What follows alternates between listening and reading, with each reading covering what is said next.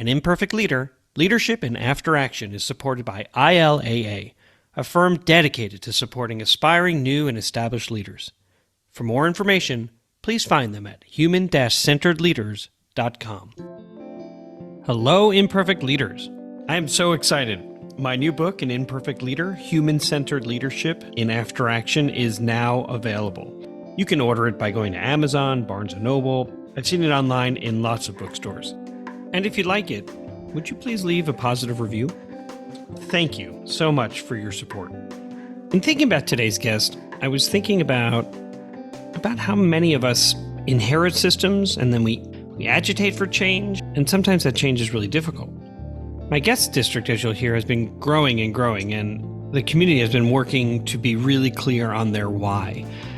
If you're a Simon Sinek fan, and I value his messages, he talks about being clear on your why.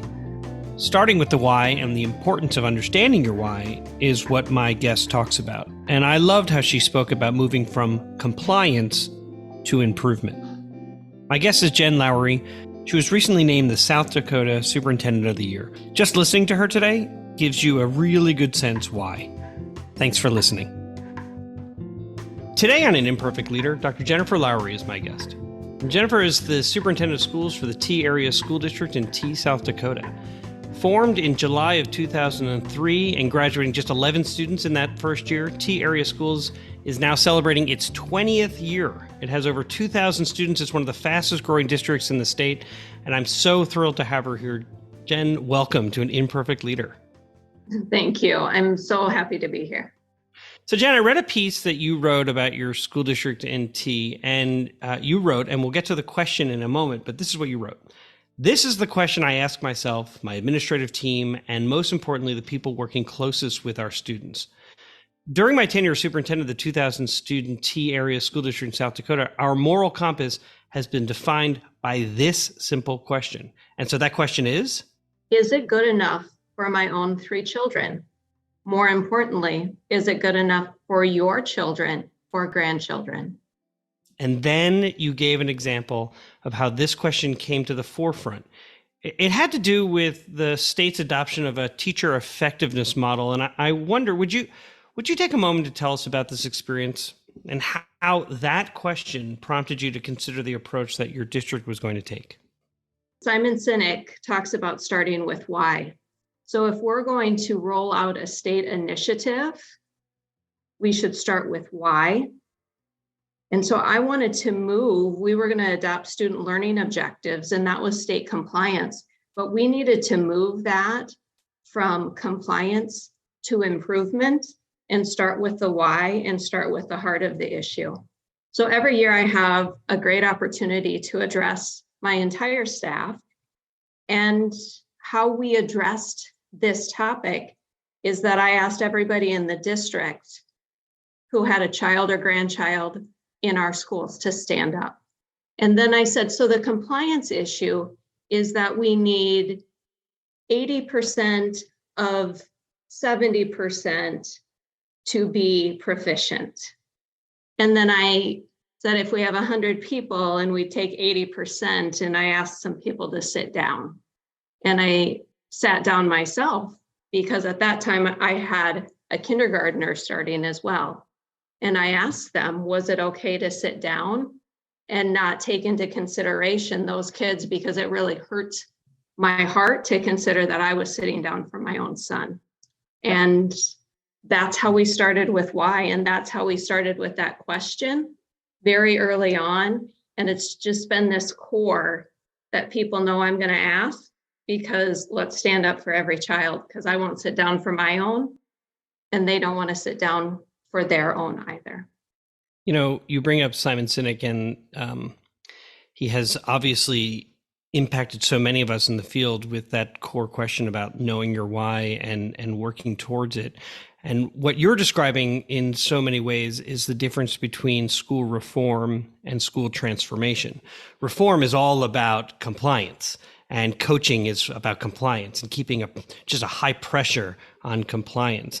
And what you're really speaking to is transformation, but being clear on why you're doing it. So it's really that collective aspiration. What do we want to create together?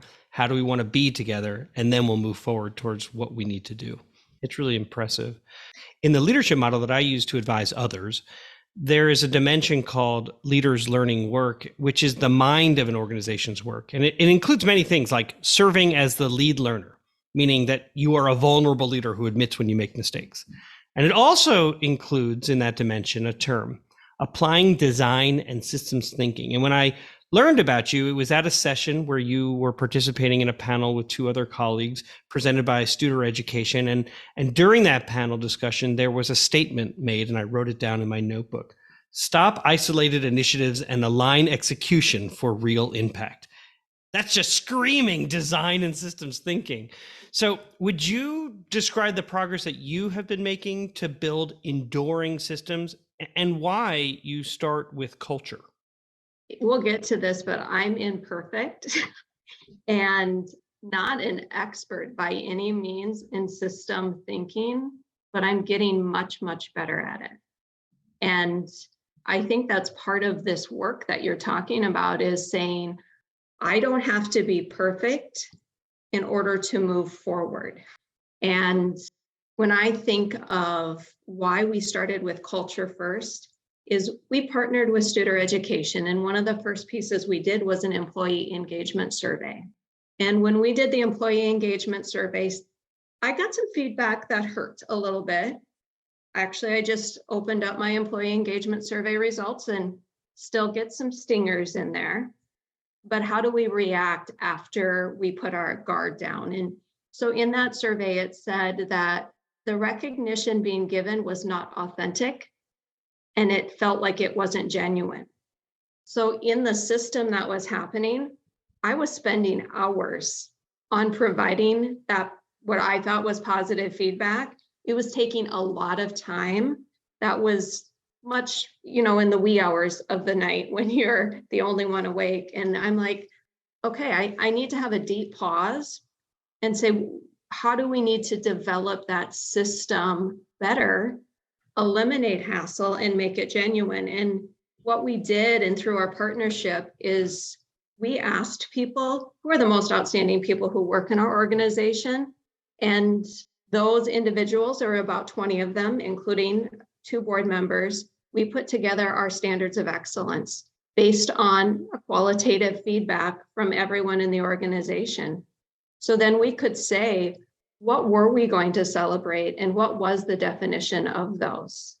So it sounds like what you had to reconsider and the approach that you took was an appreciative inquiry lens, as opposed to what Jenn thinks that people will feel good about getting feedback on. So it wasn't what is important to you, but rather what is important to all of us. I'm trying to think of the best way to say it, but an appreciative inquiry lens looks at what does the organization value as opposed to what does one person value. And similarly, I remember going to a conference, and the leader of this presentation talked about how he gave everybody these like little airplanes saying that you lift us up kind of thing. And I went, oh, that's great. I'm going to do something very similar. And I'm going to, we're going to almost mob people's areas and say, you make us better, you lift us up. What I didn't do was take a step back, as you have, and say, of the people sort of identified as lifting us up, why do you stay? As opposed to why are people leaving? Why do you stay? What is it that makes us special? And then determining how we're going to honor people through that lens as opposed to some other. Does that sort of resonate with what you were seeing in terms of the feedback you were getting and then the approach that you took? Absolutely. It's not my lens, it's our lens. And how do you create a we? How do you create the team and slow down enough to do that? And then they, meaning the full team, we set up a system that acknowledged what right looked like, and they submitted it. And we celebrate everything that the peers in the district celebrate what right looks like, because we've defined what right looks like. Does that team change ever now that you've added more people that you're celebrating? Or is it still a core group, or it was that group that created the core tenets of what gets celebrated in your district? That team created the core tenets, and now the large team of the entire district says, I just saw this person do that, and submits it via a Google document. And we have a system that celebrates that across our multimedia platforms, internally, then externally, and then have awards on it. And we end the entire year. The last thing we do as a team is we've already announced the Teacher of the Year. We announced the Standards of Excellence Employee of the Year, and we bring a fresh team together through nominations to select and give that person a standing ovation as we end the school year. That's really special. Jenn, I'd like to ask you a question that I ask every guest who comes on the podcast, and I will add, because during your panel discussion, I heard the phrase better, not perfect. So I sense you have an opinion on the term imperfect. You mentioned it a moment ago. How does the term an imperfect leader resonate with you? It resonates because perfection gets in the way of progress. It paralyzes people. Early on, it paralyzed my teams, and we just talked about what we might do, but if we didn't have it all perfect, we didn't move it to the next step.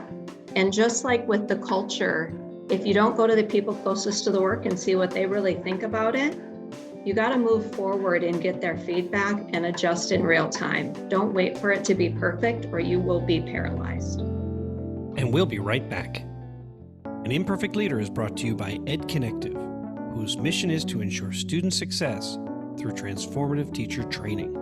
EdConnective helps teachers move from awareness about strategies and frameworks to successful and consistent implementation. Their friendly coaches celebrate classroom success with teachers, and with concrete classroom data, support teachers in their growth, one step at a time. I've been thinking about this a lot. During the pandemic, student teachers didn't get a chance to do their student teaching with children. They just started teaching in classrooms. And they need help.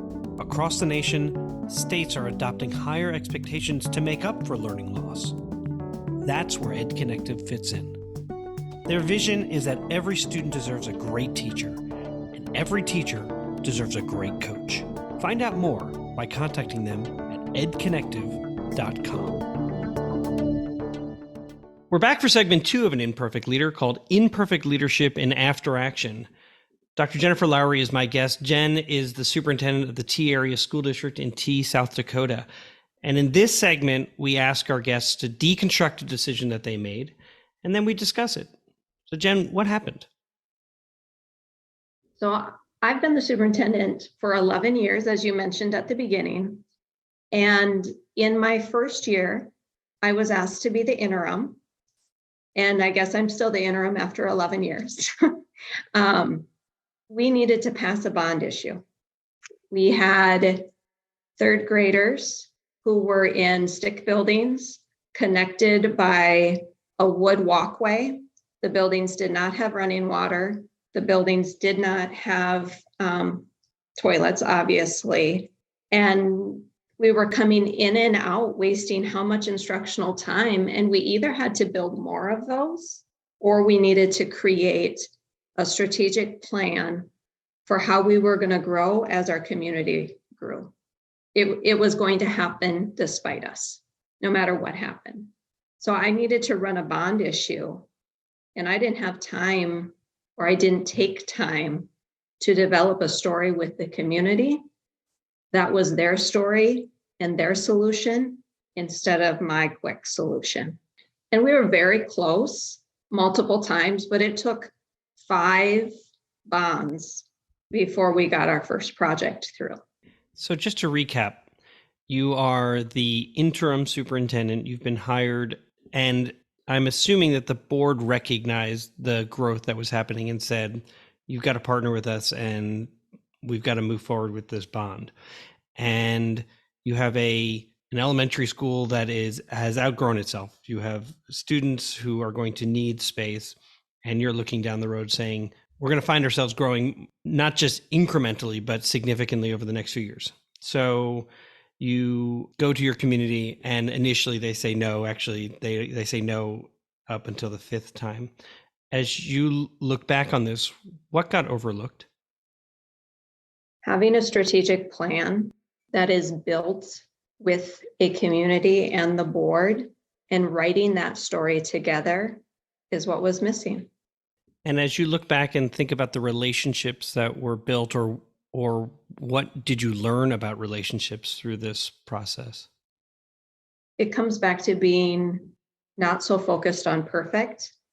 When I was trying to pass the bond, and you'll notice I said I instead of we, when I was trying to pass the bond, I was focused on the people who were at a no and convinced I could get them to move. If you follow our district, I've passed 2 more bonds. We passed just recently at an 85% level, a 41 million addition to our high school. And for the listeners, I watched the video on her website. It is really clear why they need the space. Not that I'm trying to convince anyone to vote. They've already voted 85% in favor. But it's so impressive to see, families move to a community when they believe in what is happening there, right? Businesses will relocate, businesses will stay, families will relocate. It's clear what you're doing in your district is a real beacon of hope, a beacon of promise, and but it also presents itself with real challenges because you need space. So the videos are part of the solution that brought the community together. We had 3 public meetings with extremely low attendance, but I learned from those 3 public meetings, and then I tried to do a Zoom meeting where I took live questions and had very low attendance. So we took all of the questions received and we created video segments so that people who were supporters answered others' questions by providing them the video link and told them what minute to watch. In the absence of information, people will make up information. So on all the social media things that occur, the answers of the supporters, why don't you watch the video? Here's the link. We created the story of the why and the what and why we needed it and how we were going to do it through video, and empowered the people of the community to use the information how they wanted to use it. There was a yes committee who asked for those videos to be created and then distributed them everywhere to answer questions and take away the unknown fear-mongering, and they moved the middle. They didn't worry about the no's, they moved the middle. So for those who are aspiring to be superintendents, or my mother who doesn't fully understand bond campaigns, superintendents can't tell people to vote yes. The district can't tell people to vote yes. They can only create informational videos and things like that. And a separate committee may form, independent of the school district, to say, we want this, and so vote yes.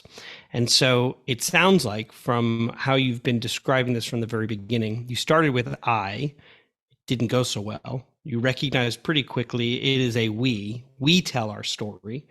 And then when it comes to relationships, we recognize that, at least in the district that I led, that 90% of the community got their information from friends and neighbors. And so when you start a we campaign, we want this, and friends and neighbors are able to point to informational clips that you have created that can be shared, that begins to create this groundswell of support, as opposed to trying to focus energies towards an unorganized or organized opposition. Does that seem to resonate with how strategy and strategic planning shifted in your situation? Exactly. What frustrated you? That this was about kids and not about money. And I learned that people take care of their kids no matter what, but money is important because that's how they take care of their kids and their family. And it was frustrating that it took time when there was an urgent need. And that was a difficult time to go through. But I'm better because of it. It's so hard for any of us who have been superintendents to go through those types of experience. The first thing you said was, this was not about money, it was about our children. and what they needed. And before that, you mentioned that individuals will write their own narratives in the absence of good information. And it sounds like, unfortunately, you had to experience that to get to where you are. Nobody wants to have to go through that. I imagine, though, as the pandemic hit, all that you had learned in terms of communicating and working with your team and being there and clear with your community and building a coalition, I bet you that past experience helped you navigate a really troubling time for a school district. Tremendously. The overwhelming support we had during the pandemic would have been envied by many of my colleagues. We took the same approach. We created a community committee that met and developed what our processes and solutions would be. Then we brought those to the board and we did nightly check-ins with everyone with an update that I promised would occur before I left to go home. And they clung to that. They clung to that information, and they clung that their neighbors, while they might not have liked the decision of that impact committee, they respected that they were doing the very best they could from multiple angles to move us forward. The superintendent didn't have the solution. The community team had the solution. That's so powerful. When I think about even my role during the pandemic, so much of the frustration that was coming was directed at a singular position. Tried really hard not to take it personally. People were scared. They were anxious for their children. As you noted, they will spend any amount of money and attention on their child. And when things are not going as they had hoped, or they're seeing their child struggle at home, they will direct their fear, which sometimes manifests in anger and people revealing not their very best selves. But when you have a committee made up of your community helping guide those discussions and decisions, gosh, I'm going through my own sort of after action review. So thanks, Jen. That really probably would have been a nice step. In the end, what was something that was good that came out of this situation? My approach to leadership evolved and shifted. To this day, I get frustrated that we can't just move forward because I can see it clear as day. It doesn't matter if I can see it clear as day. It matters if the team and the community can write the picture and feel as though they are writing the picture authentically with me, not in spite of me and not because of me. You have been doing this now 11 years in your community, and it is still, I feel similarly, that we have to remind ourselves that leadership is about we and framing a situation and working. I guess I would put it this way. Sometimes we say, like, people will say, like, I'm right behind you. And then you look back and you're like, how far behind? And what you're describing more is linking arm in arm and walking together. And you described earlier about a standing ovation for an employee who demonstrates and has shown the values of the district in every way that they behave or do their job. And it sounds like there's that's sort of a metaphor for how you lead. We are all in this together. And I will get to that in a moment because it's something that I thought about when I saw on your website, it says, together we are writing our legacy. So this conversation that we're having, and you're talking about the scripts that we write, the work that we do, the framing that is done, truly is deep to your core of what we do together. I'm curious, though, in the end, because this podcast is designed to help aspiring and early in their career superintendents and even established leaders to learn from the experience of other leaders. And so with that in mind, what advice would you give to an aspiring leader? The first piece is to remember that leaders must go first. Progress over perfection, and identify what your moral compass question is. You're going to be hit with extremely difficult decisions that won't be popular. But in order to be able to sleep at night, you have to have a question. And we started the podcast with mine. Is this what I want for my 3 children? Because if it is, then it's what I want for my 2,300 children. And if it isn't, then that's not okay. And we got to go to the drawing board again. One of the processes I did is I have a purpose statement and I have it in my office. I became superintendent at 29. I got my doctorate by the time I was 32. And I was like, now what am I going to do? I wrote my purpose and I try to live that. My question, my moral question and my purpose. And that's why I'm said yes to this person. I have no idea who you are other than an email that said, hey, I saw you at AASA, let's connect. How do I pay it forward? How do I help somebody else? And live those out. My guest again was Dr. Jennifer Lowery. I'm glad and grateful that you said yes to the invitation. I did say okay, this guy saw me at AASA, so that's nice, but be well. It is about paying it forward. And when I saw a message that you wrote to families on your website, it concluded with, together we are writing our legacy. And it is really clear from what I've read about you, including what I read, and as I mentioned that I watched your high school expansion project videos.